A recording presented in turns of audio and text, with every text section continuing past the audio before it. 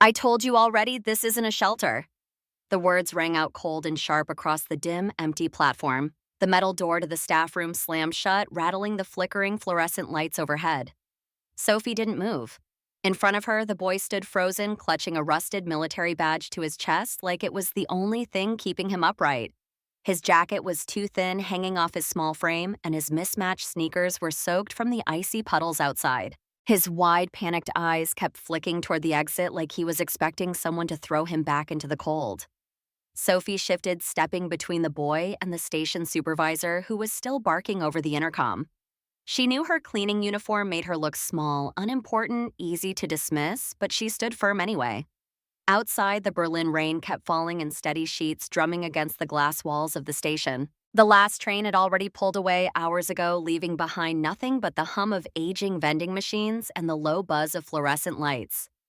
"You can take it out of my paycheck," she whispered, slipping the last wrapped sandwich from her locker into the boy's shaking hands. But that wasn't enough. The supervisor's voice hit harder the second time. "You're finished here. Leave your badge. Now." The words slammed into her like the door that closed behind her, cutting off the only job she had left. Fired for helping a child no one else wanted to see. The next morning, just as the clouds began to split open with pale, uncertain light, the hum of engines rolled through the quiet streets. Black military vehicles, heavy and unmarked, pulled up along the curb outside the station, one after another, a slow, deliberate procession. They didn't come for the trains. They didn't come for the commuters. They came for her. Sofie Keller had never been the kind of girl people noticed. She didn't try to be. At 19, she had learned to survive by slipping between the cracks, cleaning empty train cars when the city was asleep, keeping her head down and her mouth shut. She lived alone above an old bike repair shop on Schillingstrasse, paid her rent in cash, ate whatever she could afford from the discount shelf at the corner store. Most nights, she finished work long after the last train had left the station. No one asked why she worked double shifts. No one cared why she never spoke unless spoken to. But Sophie knew why. She knew the weight she carried, the emptiness she tried to fill. And now, as she stood in the doorway of that empty station, watching a line of uniformed soldiers step silently onto the platform, she knew something else. The boy she had tried to protect was not just another lost child. He was something far more than that. No one ever asked Sofie Keller much of anything, but she carried her reasons with her every night like invisible weights pressing against her ribs. Reasons that always seemed to lead back to a shoebox tucked beneath a creaky old bed in a damp apartment she could barely afford. It wasn't much. A single mattress on the floor, a window stuck halfway open no matter how hard she tried to fix it, a lamp that flickered like it was breathing its last. The shoebox held nothing valuable to anyone but her, a folded letter yellowed at the edges and a single photograph of two strangers in military uniform. The names on the back were long since smudged, but she knew the story by heart. Her mother had told it to her once before the sickness took her away. Two soldiers' brothers who had served together and never come home. One was her grandfather, the other a friend whose name no one remembered. All Sophie had left were the stories passed down like a fragile thread through her mother's voice. "Do what's right, Sophie," her mother had whispered the night before she died, even when no one's watching. Especially then. Sophie had tried. God, she had tried. She worked the early shift and the late shift. She swept the empty platforms and scrubbed the seats long after midnight. She ate canned soup with stale bread. She counted every coin twice. She paid rent on time until the rent went up. She stayed invisible because invisible people didn't cause trouble. At least that's what she thought. The month before, her roommate had disappeared without warning, taking half the rent money and every promise they'd made with her. Sophie had been left alone to face the landlord's threats, the past due notices piling up by the door, the cold creeping deeper into the cracks of that miserable little room above the bike shop. When she finally packed what little she owned into a single battered suitcase, she told herself she'd figure it out. She always did. She locked the door one last time, pressed her forehead against the peeling paint, and whispered a promise into the silence. "I'll make it through again." The new place wasn't much better. A single light bulb that buzzed louder than it shone. A bathroom tap that sputtered like it was choking. Her savings less than 20 euros, now shrinking by the day. But still, she got up. Still, she pulled on her worn-out work boots and walked the freezing streets of Berlin in the rain. She still nodded to the night shift security guard who never looked her way. She still smiled at the vending machine repairman who left crumbs on the seats. She still carried the shoebox memory in her chest like armor no one could see. People in the station liked to say Sofie Keller was quiet. What they really meant was she never asked for anything. She didn't complain when a passenger slammed the train door too hard and nearly knocked over her cleaning bucket. She didn't flinch when the station supervisor barked at her over the crackling radio, reminding her for the 100th time that trash girls weren't paid to think. She didn't argue when her hours were cut short, but the paycheck stayed light, or when management told her she was lucky they hadn't replaced her with someone cheaper. But what they didn't see, what no one ever noticed, was that Sofie saw everything. She saw the homeless man who showed up every Friday pretending to read the train schedules just to stay out of the rain. She saw the single mother with 2 kids who counted every coin twice before stepping onto the platform. She saw the tired faces of the night shift workers, the ones who kept their heads down and their hopes lower. And then there was the boy. She had noticed him before that night, curled in the shadows at the end of the platform, clutching that small military badge in his tiny hands like it was the last thing keeping him tethered to the world. He never begged. He never spoke. He just stood there, shrinking into the dark, trying not to be seen. Her life had become a patchwork of small kindnesses stitched together with invisible threads of quiet exhaustion. She carried them all without a word. Some nights alone in her room, she would sit by the window, knees drawn to her chest, fingers tracing the faded photo she kept under her pillow, and she'd whisper the same words over and over. I'm fine. I'm still fine. But the truth was, she wasn't. Not really. She wasn't just tired in her bones. She was tired deep down where no one could see. Tired of pretending she didn't care. Tired of swallowing every unfair thing like it was air. Tired of standing in the shadows while the world rushed by, louder, brighter, faster than she could keep up. She never asked for a miracle. All she wanted was to make it through another shift, to make it through another night without the roof leaking on her face again. But that night, cold, wet, quiet as any other night, the last train had long since left the station when she heard the soft, uneven scuff of small feet behind her. She turned, and there he was, the boy, standing in the dim light of the empty platform, soaked through to the skin, shivering so hard his teeth chattered. His too big jacket hung off him like wet paper. His fingers clutched that dented badge tighter than ever. Sofie didn't see a problem. She didn't see a stranger. She saw herself. And for the first time in a very long time, something inside her shifted. Not the world, not the station, her. His coat had once been navy blue, thick and sturdy, probably part of some school uniform or official issue. Now it hung in tatters, soaked straight through its fabric, sagging heavily from the weight of the rain. The small badge in his fist, once polished and proud, was chipped and rusted at the edges. His thin frame shivered violently beneath it all. Sofie stood by the platform's edge, wiping down the cold metal railing for the 3rd time that night, more out of habit than purpose. She didn't flinch when she noticed him. Not this time. The boy stood still, just beyond the flickering light of the nearest lamppost, not moving forward, not turning back. His arms curled tightly around his chest like he was holding something fragile, though from where Sofie stood, she couldn't tell if it was anything at all. He didn't look around for a seat. He didn't scan for someone to speak to. Instead, his head stayed low like he was silently asking the empty station for permission just to stand there and breathe. The cleaner who worked the shift before Sofie once told her, "Kids like that don't really need help. They just want attention." But Sofie had never believed that. Kids like that, she knew, were usually just trying not to be seen. He took one uncertain step forward, then another, dragging his feet toward the farthest bench on the platform. He didn't sit down. He just stood beside it, one hand clutching the rusted badge, the other gripping the bench like it was the only thing keeping him upright. Sofie set her rag down slowly, careful not to startle him. She crossed the platform, keeping her steps light, stopping just close enough for him to hear without feeling cornered. "Cold night?" she said softly, her voice barely more than a breath. The boy flinched, but he didn't run. His eyes stayed locked on the ground. Sofie tried again. "Can I get you something warm tea, maybe?"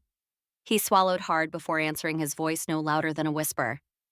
"Hot water, please. And maybe, if you've got something no one wants anymore, just a piece of bread, if it's going in the trash." His words broke something open in her chest, not because of what he asked for, but because of how he asked. Like he was apologizing for needing anything at all. She had heard those exact words before, spoken through her mother's tears in the tiny kitchen of their old apartment, retelling the story of her grandfather, a soldier who once stood in the freezing streets of Berlin after the war, asking only for a crust of bread and a cup of hot water. And just like that, she knew what she had to do. She nodded once, barely a breath of sound escaping her lips. "Stay here. I'll see what I can do." Back in the dimly lit employee break room, an untouched staff meal sat on the corner of the table, a ham and cheese sandwich wrapped in paper, half a thermos of soup growing cold beside it. Someone had left it behind, maybe planning to return later. But no one ever did. Sophie didn't hesitate. She unwrapped the sandwich, slicing it in half, adding the last packet of butter she could find. She poured hot water into a paper cup from the old coffee machine, the one that hissed and sputtered every time it worked. There was no tea, no coffee left to brew. But it was hot, and it was something. Balancing them carefully on a tray, she walked back toward the bench where the boy still stood as if frozen to the ground.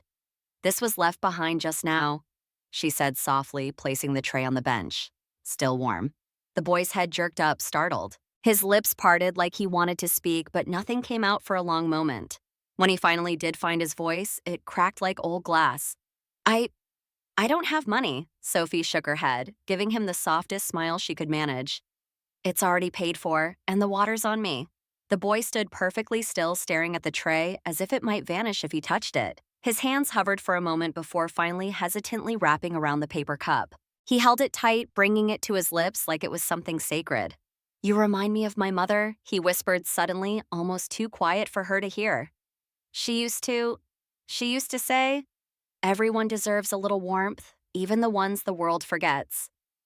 Sophie bit down hard on her bottom lip, blinking faster than she wanted to. She could feel her throat closing, but she stayed quiet. She stayed there standing guard like she was holding back the entire city. Across the platform, the station supervisor had just returned. His gaze landed on them, immediately on the boy, the tray, and Sophie standing too close too long. His mouth tightened, his fists clenching at his sides. But Sophie didn't move. Not this time. Not when the boy took the first bite, slow and careful, like every crumb mattered more than she could ever understand. He chewed each piece like it hurt to let go of it. He didn't ask for more. He didn't make excuses. He didn't explain who he was or why he was here. When he finished, he looked up again, eyes glassy, voice breaking. "You saved me tonight," he whispered. I might be nothing to anyone else but you. You saw me." He reached into his ragged coat pocket and pulled something out, a thin chain rusted and frayed, barely holding together. A small badge dangled at the end, worn smooth from years of being held too tightly. He pressed it into Sophie's palm with shaking fingers. "My name's Eric Richter," he said, barely louder than a breath. If I don't make it through this winter, I just wanted someone to know I was here." And then, before she could answer, he slipped away, his small frame swallowed by the concrete stairwell, lost again to the night. Sophie stood frozen, the metal warm in her hand despite the cold air pressing in all around her. The badge trembled between her fingers as if carrying every ounce of weight he hadn't said out loud. She didn't know what tomorrow would bring. The station would still open. The bills would still come. The city would keep moving without her. But standing there, holding that fragile piece of someone else's story, she felt something deep inside her shift. For the first time in a long time, she felt like she had done something that mattered, even if no one else would ever know. And then the platform door slammed open behind her like a shot. The supervisor's voice came sharp, slicing through the fragile moment. "What the hell do you think you're doing?" Sophie didn't turn right away. She already knew what she would see, him standing there, jaw clenched, eyes burning, staring at the empty bench where the boy had just been. The steam from the forgotten cup of hot water still curled in the air between them, rising like a fragile defense that wouldn't last long.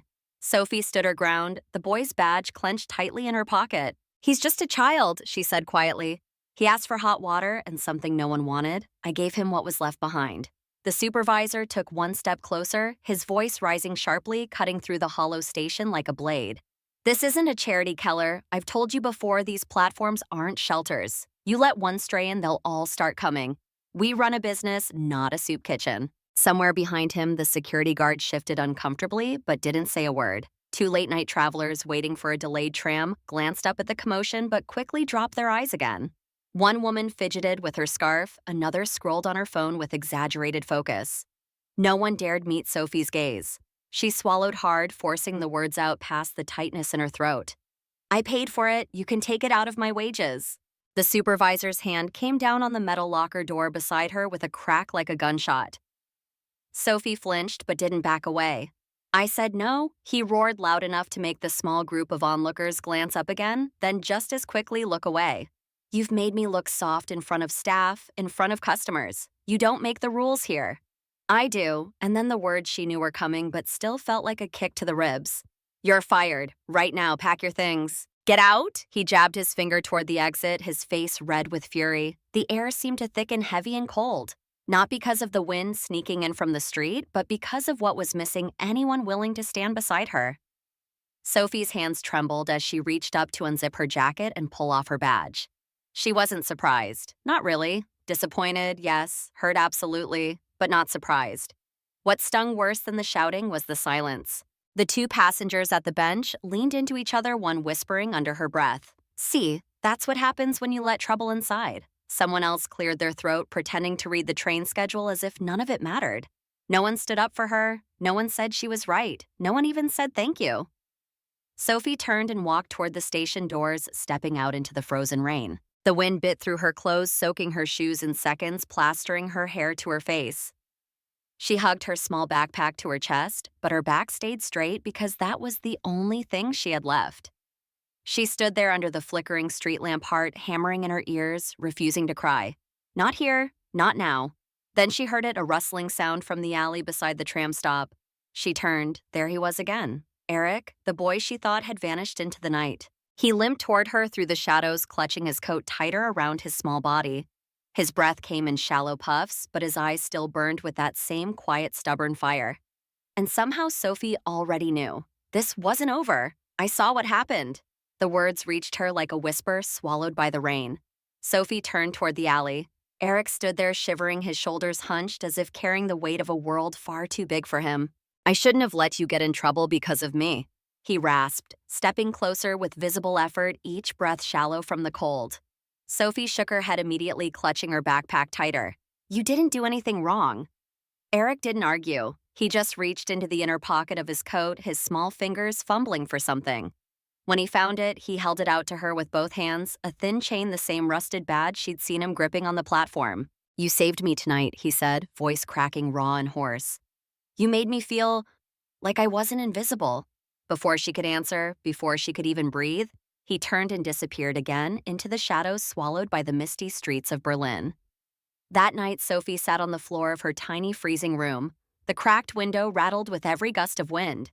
Her soaked clothes hung limply over the back of a chair, dripping onto the tile. She wrapped herself in the threadbare blanket from her bed, clutching the badge tight in her fist. The old desk lamp flickered above her head as she refreshed her bank account on her cheap secondhand phone. 14 euros. Rent was due in 10 days. She had no job, no safety net, nothing but the ache in her chest and the silence pressing in on all sides. And yet somehow, she felt full, not of fear, but of something else.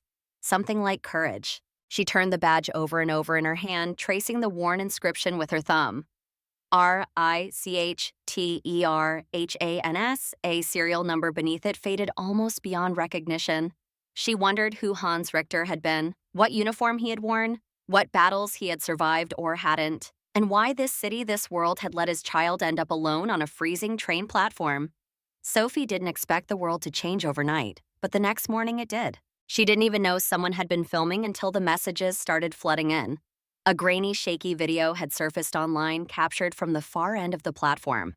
It showed Sophie standing her ground, the supervisor pointing and shouting, his voice slicing through the air like a blade. You could hear every word, see every gesture, feel the weight of it. By noon, the clip had already started to spread like wildfire, but not the way she had hoped, not with sympathy, not with understanding. The comments hit like stones. She broke protocol. She had no right. Rules are rules. You can't turn train stations into shelters. Bet she's done this before, probably stealing food too. And worst of all, good. She deserved to be fired. Sophie stared at the screen until her eyes burned. Then she shut it off, pressing the badge to her chest like it was the only thing keeping her heart from shattering. She had done the right thing. She knew she had. Didn't she? She should have asked permission first. That was what the comments kept saying. Typical, always trying to play the hero. She probably does this all the time. Wouldn't be surprised if she's been stealing. Her phone buzzed with message after message, most of them cruel, some of them worse because they sounded almost disappointed. Her former coworkers, the ones who'd smiled to her face just days ago, unfriended her one by one. One message slipped through anyway, short and sharp. Always trying to be the hero. Huh? How's that working out now? By noon, she'd already walked to 3 different train depots asking for any shift, any work at all. None even let her fill out the full application. One manager paused halfway through their conversation, shaking his head with something that almost sounded like regret. "We can't risk the attention," he said softly. "Nothing personal." Another didn't even bother with words, just slid the form back across the desk and gestured toward the exit. By sundown, Sophie had nothing left but the badge in her pocket and the ache in her bones. She wandered the streets of Berlin, cold, wet, exhausted. The city lights blurred through the drizzle like watercolor stains. She turned down a quiet street passing the edge of Alexanderplatz, and there, curled beneath a torn sheet of plastic near an old tram shelter, was Eric. His small body was tucked tight beneath a makeshift cover. One arm curled protectively around his chest, the other wrapped around that same worn badge like it was the only thing tethering him to the earth. Sophie swallowed hard, her throat burning. She knelt beside him, digging into her backpack. All she had left was half a sandwich she'd saved from earlier that day. It wasn't much, but it was everything. She wrapped it in an old scrap of newspaper and placed it gently beside him. Her voice trembled as she whispered, "Thank you for remembering me." She stood brushing her hands on her jeans, turning to walk away, unaware that just beyond the tram stop, parked quietly at the corner, sat a black military vehicle. Inside, a man in full uniform sat watching her eyes, following every step she took as she disappeared down the street. He reached for his phone, dialing quickly. The rain finally stopped just before dawn, leaving the city slick with puddles that shimmered like glass under the pale morning light. Berlin's streets were mostly empty traffic lights blinking yellow against buildings still sleeping under heavy clouds. But there was something else in the air, something like tension, something like anticipation. At exactly 6:45 a.m., the sound began, not loud, not rushed, but heavy and deliberate. One by one, black SUVs turned down the narrow lane leading to the U-Bahn station where Sophie had been fired just hours earlier. The convoy stretched quietly along the curb, engines humming low like a distant storm. The first door opened. A man stepped out, tall and broad-shouldered, his military uniform pressed so sharply it looked like it might crack if he moved too fast. Rows of medals gleamed across his chest. His face was hard, unreadable, like a man still carrying the weight of battle on his back. He stood perfectly still for a moment, scanning the quiet station entrance ahead. And behind him, the rest began to follow. He paused at the mouth of the station tunnel, boots planted firm on the rain-slick concrete. The insignia on his chest gleamed under the gray morning light as the mist curled around him. His face remained unreadable, stoic, cold, controlled. And then, like a slow-moving wave rolling through the city's heart, they emerged behind him. Black SUVs lined the curb like armored shadows. From them stepped men and women in full military dress, Navy, Army, Air Force. They came from alleyways and side streets, one formation after another. Shoulder to shoulder, they lined the walkway leading into the station, standing like sentinels, silent and immovable. No one had to be told to stop and look. Cars slowed, cyclists dismounted. Pedestrians froze mid-step. Shopkeepers leaned against fogged windows, wide-eyed, clutching their phones. In a city where nothing ever stopped moving, this was something that made everything hold its breath. Inside the station office, the supervisor had just finished stacking paperwork on his desk when the door creaked open. The man standing there nearly made him drop his pen. Tall, decorated, intimidating. "I'd like to speak with the station manager," the officer announced, voice like iron scraping against stone. The supervisor swallowed hard, stepping forward on shaky legs. I'm the manager here," he stammered. By now, people had started to gather at the station entrance, drawn by the growing crowd outside. Whispers carried on the damp air, camera phones already raised. The officer removed his cap, revealing a face worn but sharp like a blade kept honed by years of war. "My name is General Klaus Richter," he said, his voice carrying through the room like a hammer falling on stone. "Father of Lieutenant Colonel Hans Richter." The silence cracked like thunder. The supervisor's mouth opened, but no words came. His gaze flicked desperately toward the staff around him, searching for someone to step in.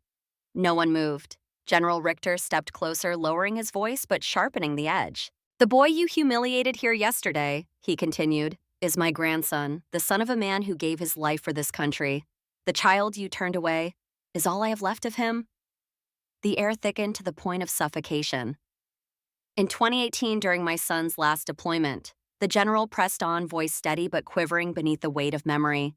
"His team was ambushed in northern Syria. 11 soldiers were pinned down under enemy fire. My son carried them one by one to safety with shrapnel tearing through his own body. He refused medical evacuation until every last man was safe." He reached into his coat and pulled out a laminated certificate, the Bundeswehr Cross of Honor for Valor, Germany's highest military distinction. This was his. The manager paled, his eyes darting again for a way out. There wasn't one. My son came home a hero, but heroes aren't bulletproof. After his wife, my daughter-in-law, passed away last year, the boy was all he had left. Eric was supposed to be in our care, but he ran, looking for his father's grave. And you turned him away. The whispers outside grew louder, phones capturing every word, news already racing ahead like wildfire. My son once told me, General Richter added, his voice tightening, that medals don't feed the hungry. He pawned this medal once to buy food for a refugee family hiding in Leipzig. But yesterday, a woman, one of your employees, did more for my grandson than this city, this country, or I ever did. She reminded me of the Germany my son believed in, the Germany he died for. A young officer stepped forward holding a small black case. Inside, nestled in velvet, was the very medal his son had once sacrificed. General Richter turned toward the door. His voice dropped into something softer, something almost reverent. Bring her here. Sofie was still sitting on the floor of her tiny flat when the knock came. She thought for a moment it was another landlord notice or someone telling her the building was being condemned. But when she opened the door, a local news reporter stood there, face-flushed, breathless camera crew trailing behind her. "They're asking for you," the woman gasped. "The soldiers outside the station. The whole street is shut down. General Richter, you have to come now." Sofie blinked, thinking she must have misheard. But the noise, the lights, the distant rumble of hundreds of boots told her otherwise. When she arrived, the soldiers parted their ranks, shifting silently like the sea making way for something sacred. She stood there frozen as every single one of them raised their right hand in salute. 100 soldiers, 200, more, all standing at attention. For her throat closed. Her breath caught somewhere between disbelief and something deeper, something like terror or awe. No one spoke. No one needed to. General Richter stepped forward holding the medal. "My son wanted you to have this," he said. Sofie shook her head, hands trembling. "I can't. It's not mine." General Richter gently closed Sofie's fingers around the medal. "It is now."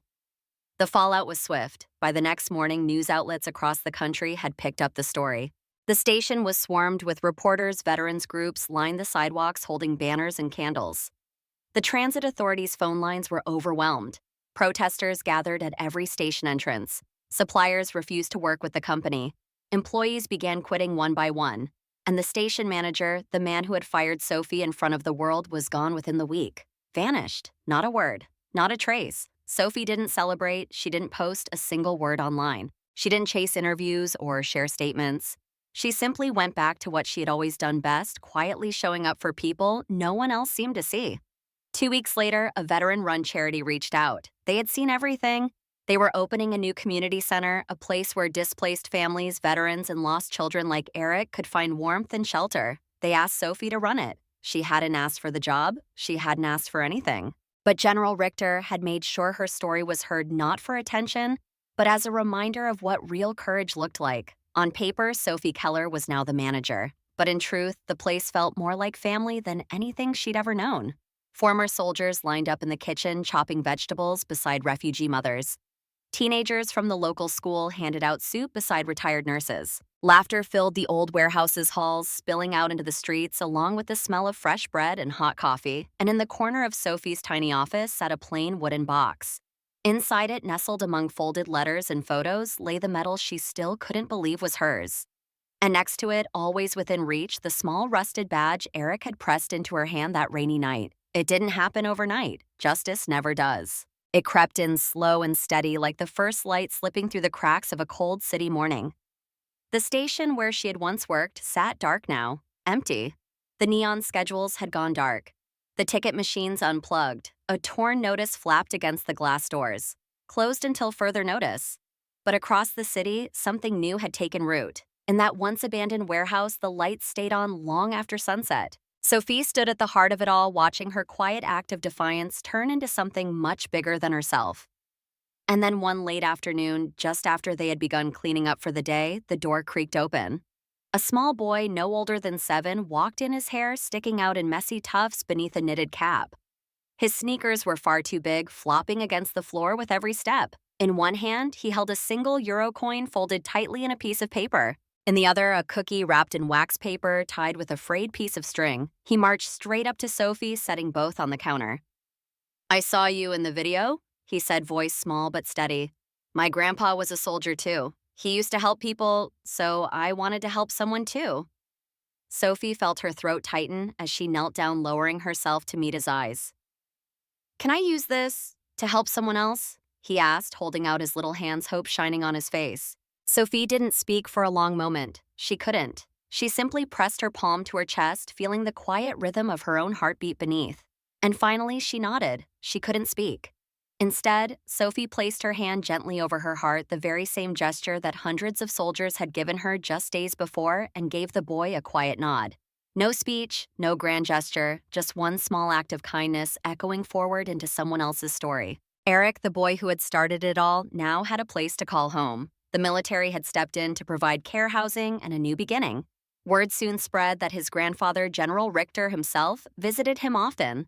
Soldiers, young and old, sometimes stopped by the center not for handshakes or publicity, but to sit quietly with the boy who had once stood invisible in the cold. They listened to Eric's stories, and sometimes he listened to theirs. Stories not just about distant battlefields, but about the quiet fights no one ever sees. Fights to belong, to be noticed, to matter. Sofie visited when she could. They didn't speak much. They didn't need to. She still carried the small rusted badge in her pocket. She still kept the medal tucked safely in the wooden box beside her bed. And sometimes, late at night when the city outside fell silent, she would trace the edges of that badge with her fingertips and whisper the words her mother had once told her long ago. Courage isn't loud, it's quiet. In time, the story faded from the headlines. The video was buried beneath newer scandals, newer outrage, newer noise. The world moved on faster and louder than before. But those who had really seen it, who had paused long enough to truly see, would remember. Not because Sofie had stood up, but because she had done it when it cost her everything. Because she gave without needing to be seen. Because she reminded a city, if only for a moment, what dignity looks like when no one is clapping. Sofie Keller didn't march. She didn't post anything online. She didn't chase the spotlight. All she did was kneel beside a lost boy on a cold night and offer him warmth when the world had already turned its back. And somehow, that was enough to move an entire city. Because this story was never really about Sofie. It wasn't even about Eric. It was about all of us. It was about what we choose to do when no one's watching. About the value of kindness without cameras. About the cost of doing what's right when applause will never come. How many faces have we walked past today without noticing? How many moments have we missed at the bus stop, in the checkout line, at our own dinner tables, where compassion could have spoken louder than pride? In a world that moves faster than most of us can keep up with, where loneliness feels more common than community, Sofie's story stands as a quiet reminder that sometimes the loudest thing you can do is pause, is choose kindness anyway. And sometimes that's all it takes to change everything. Have you ever found yourself in a moment like Sofie's? A moment when stepping forward meant risking something, maybe everything. Have you ever stood up for someone when it would have been easier to walk away? We'd love to hear from you. Your story, no matter how small it might seem, could be the very spark someone else needs to act with courage today. Share it in the comments below and let your kindness ripple forward.